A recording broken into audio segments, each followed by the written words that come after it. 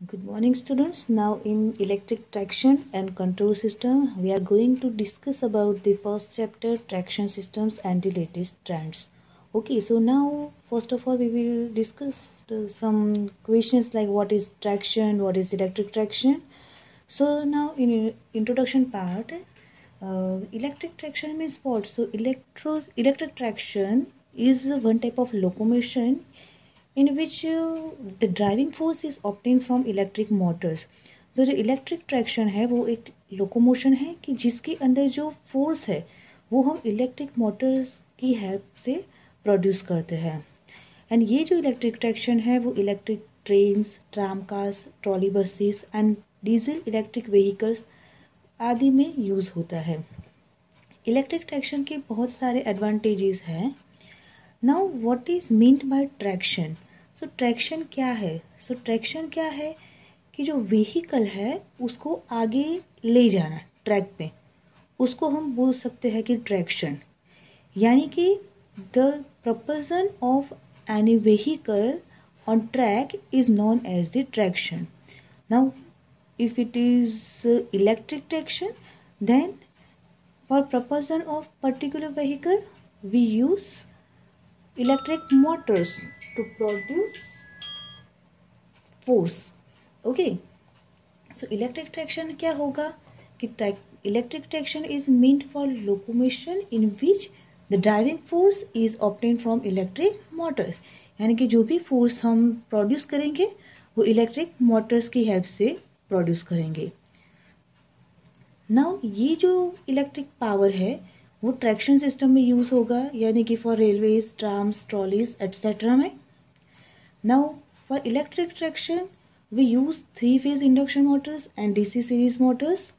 Mostly this two types of motors are used and it is also called as the traction motors. Why? Because they both these motors have characteristic that suits traction system.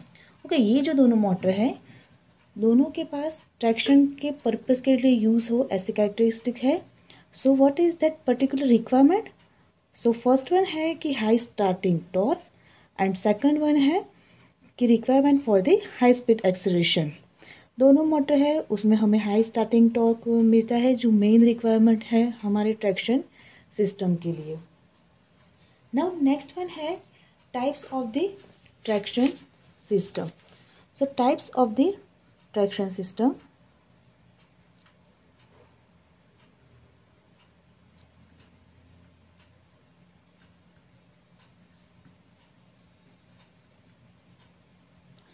So in types of the traction system, total 2 types of the traction systems are there. First one है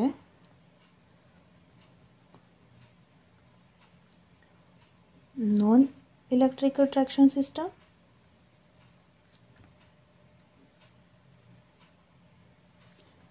And second है electric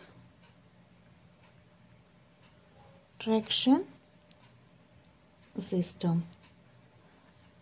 So now in non-electric traction system we divide this in 2 parts. First one is steam engine drive and second one is IC engine drive. Okay, so now for electric traction system, diesel engine electric drive. Second type है उसका petrol engine.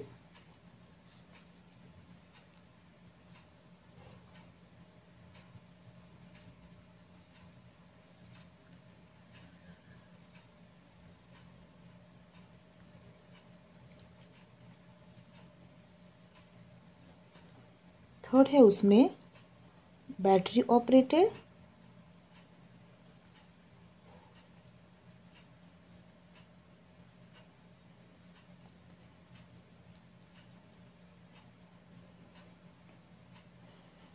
And fourth है उसमें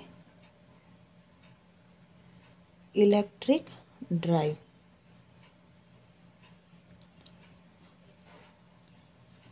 तो ये जो हर एक drive है उसके कुछ ना कुछ एडवांटेजेस एंड डिसएडवांटेजेस मिलते हैं। अब जो उसमें फर्स्ट है स्टीम इंजन ड्राइव। तो स्टीम इंजन ड्राइव है वो कहाँ पे यूज़ होता है? तो for railway work steam locomotives are mostly used. तो स्टीम इंजन ड्राइव है वो मोस्टली रेलवे वर्क के लिए यूज़ होता है।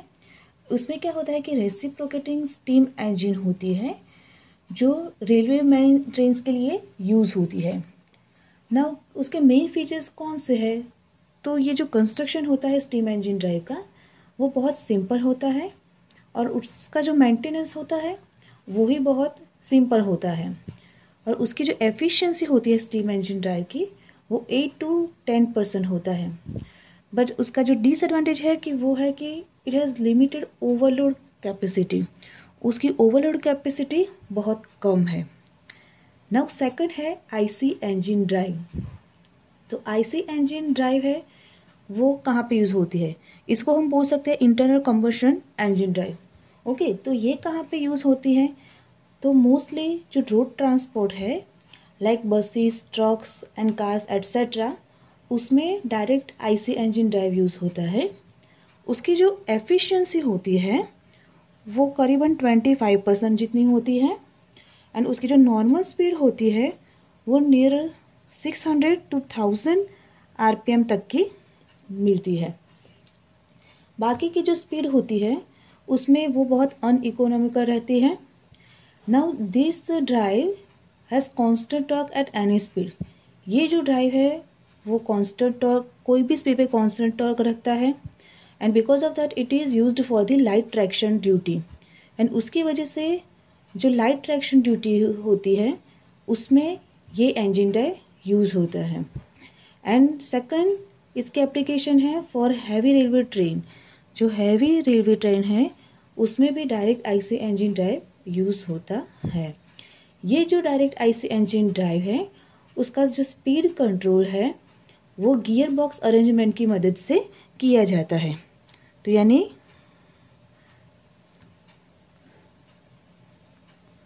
Speed control can be done by gear box arrangement.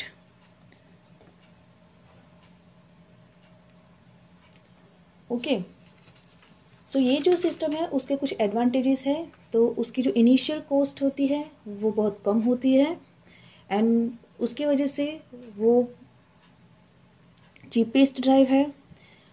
It has a self contain unit यानी कि उसको बोल सकते हैं हम स्वयं संचालित है and so it can be operated on any route यानी कि कोई भी रूट पे वो ऑपरेट हो सकता है। उसका स्पीड कंट्रोल भी बहुत इजी है, सिंपल है और उसकी ब्रेकिंग सिस्टम भी बहुत सिंपल है एंड उसकी जो एफिशिएंसी होती है वो स्टीम लोकोमोटिव से कई गुना अच्छी होती है ना। ये जो सिस्टम है उसके कुछ डिसएडवांटेजेस हैं। सो डिसएडवांटेजेस में मेन है कि उसका जो मेंटेनेंस कॉस्ट है वो बहुत होता है एंड सेकंड थिंग कि कुछ जो स्पीड होती है उसके बाद उसका जो ऑपरेशन होता है वो सेटिस्फैक्टरी नहीं होता क्योंकि यहाँ पे हम लोग गियर बॉक्स अरेंजमेंट यूज़ कर रहे हैं। इसलिए मोस्टली हम उसको हैवी ड्यूटी ट्रेन सर्विसेज में भी लिमिटेड यूज़ है उसका। ओके, नाउ नेक्स्ट ड्राइव है हमारा diesel engine electric drive. So in this diesel electric drive, इस ड्राइव के अंदर हम क्या करेंगे कि जो इलेक्ट्रिसिटी है वो जनरेटर की मदद से प्रोड्यूस होती है। जो जनरेटर होता है वो इलेक्ट्रिकल एनर्जी जनरेट करता है एंड ये जो जनरेटर होता है बाद में इलेक्ट्रिकल पावर है उसको सप्लाई करता है इलेक्ट्रिक मोटर को और बाद में वो लोकोमोटिव को ड्राइव करता है। नाउ सेकंड है ये जो हमारा डीजल इलेक्ट्रिक ड्राइव है उसके कुछ डिसएडवांटेजेस है। तो जो डीजल इंजन की लाइफ होती है वो कम होती है और उसकी जो ओवरलोड कैपेसिटी होती है वो भी बहुत कम होती है। It is about 10%।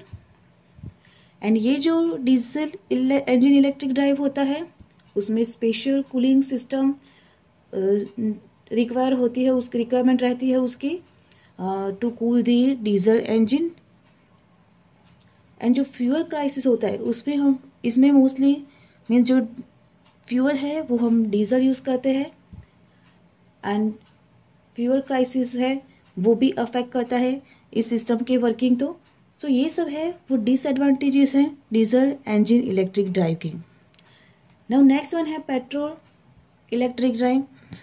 तो हमें पता ही है कि फ्यूल है वो पेट्रोल यूज़ होगा एंड उसकी वजह से वेरी स्मूथ ड्राइव मिलती है, स्पीड भी बहुत अच्छी मिलती है।